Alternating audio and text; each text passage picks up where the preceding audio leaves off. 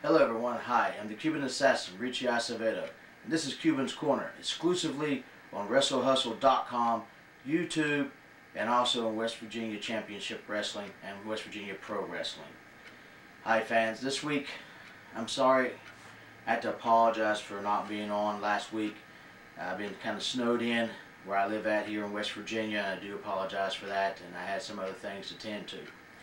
But this week on Cuban's Corner, I would like to talk about ring entrance music.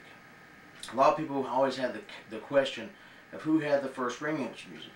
If you listen to Hulk Hogan said he was the first guy to come out to ring entrance music.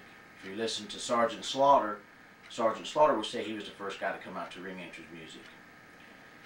But the truth of the matter is that the first people to really use ring entrance music was Michael P.S. Hayes and Bam Bam Terry Gordy, the Fabulous Freebirds, to Lynyrd Skynyrd's Freebird.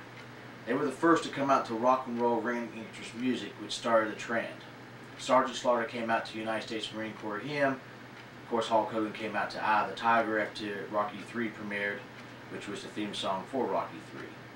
And of course, Nature Boy Ric Flair used 2001: Space Odyssey, especially after the first Starrcade 3 of Flair for the Gold, where the main music for Starrcade 3 was 2001: A Space Odyssey. And then you can also consider the Junkyard Dog as he come out to Queen's Another One Bites the Dust. So as you can see, that different people come out different times, but the first ones was the Fabulous Freebirds to use ring entrance music, or should I say rock and roll ring entrance music, and started the trend, especially when it's World Class and then the Von Erichs decided to use this as an advantage because it heightened the fans. It gives more to a show. But a lot of people want to speculate because the Road Warriors used Iron Man from Black Sabbath, but the Road Warriors were one of the first people to use ring entrance music at that time, but the very first ones, nonetheless, went to the Fabulous Freebirds. Now, Gorgeous George in his time did come out to some music in certain places, but not on a regular basis. The very first ones was the Fabulous Freebirds. I just want to clarify that. Even though Hulk Hogan says he did and Sergeant Slaughter says he did. But no way does Ric Flair, nor had the Junkyard Dog ever said that. They got the trend and the idea from the Fabulous Freebirds, as well as the Von Erichs had done the same. And I want to talk about how important ring entrance music is, because it really heightens the fans' expectation of what superstars getting ready to come out from that stage into the ring. The WWE has used this since Hulkamania came into arrival, plus to mind you that the Fabulous Freebirds had been there before along with Sergeant Slaughter. And then of course that's when WWE took full advantage of being the first promotion to come out with original theme songs and ring entrance themes to all their superstars.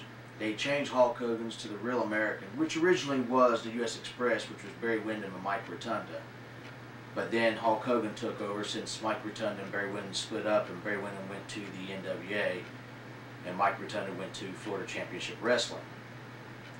But nonetheless, it was the Fabulous Freebirds that was forefront. But ring entrance music is very important because it makes wrestling look like a show, it makes it look like a concert, it makes it look like an event. And I believe it's very important to have ring entrance music when you come to a live show, or if you come to a big event such as WWE or TNA. But WWE were the first ones to capitalize on creating their own entrance theme songs and putting them on the wrestling album and the wrestling album Power Driver, which is wrestling album 2, excuse me. And then they came out with their volumes of ring entrance music because they made money. Of course, now WWE, which was then World Wrestling Federation, WWF, Volume 3, went platinum for WWE back in that time period when that Volume 3 came out. And it showed that ring entrance themes are very important to the fans for it to sell so many copies. So you see, even wrestling takes a hold not only in television, but takes a hold in movies, takes a hold in the music industry, takes a hold in the music video industry, takes a hold of every single market you can think of. T-shirts, lunchboxes, toys, video games, commercials. Wrestling has evolved into a corporate multi-million dollar, multi-billion dollar business. And that's due to mainly and primarily to the help of ring entrance music by making the superstars recognizable to the fans and heighten the fans for the superstars that they want to cheer or boo. So as you see, fans, even music played a very big important part in creating such a wonderful, great industry that we have today. And I like to say to all the wrestlers who pioneered ring entrance music, going all the way back to Gorgeous George, to the Fabulous Freebirds, the Von Erichs, Hulk Hogan, Sergeant Slaughter, Junkyard Dog, and the Nature Boy Ric Flair, who started it all, because they did start it all. They were pioneers that saw the way of the future. WWE, TNA capitalized on this very much, and even ECW came out with an album with their ring entrance music as well. So as you can see, music is just not just a part of way of life, it's also a part and way of wrestling. That's it for this week with Cuban's Corner. I'm the Cuban Assassin, Richie Acevedo. We'll see you next time, exclusively right here on WrestleHustle.com, YouTube, West Virginia Pro Wrestling, and West Virginia Championship Wrestling. We'll see you again. Take care. And happy holidays.